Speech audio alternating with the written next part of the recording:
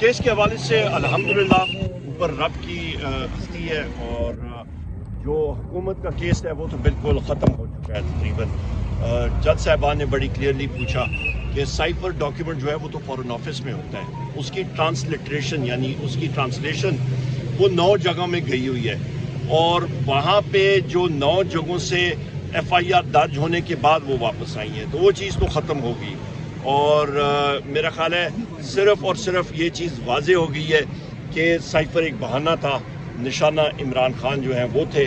और हमारे वज़ीर आज़म अगले ही इमरान खान होंगे, ये बात इंशाअल्लाह ताला कि वाज़े हो गई है। और दिन ब दिन जिन लोगों ने इसको बदनीयती पे मबनी ये केसेस बनाए थे, हुकूमत ने, ये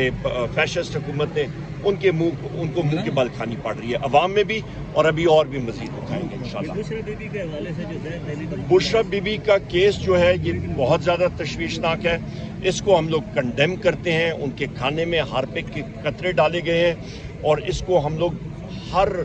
जगह पे कंडेम करते हैं और मैं बहैसियत लीडर ऑफ द अपोजिशन इंशाल्लाह ताला हमारी टीम और हम लोग इसको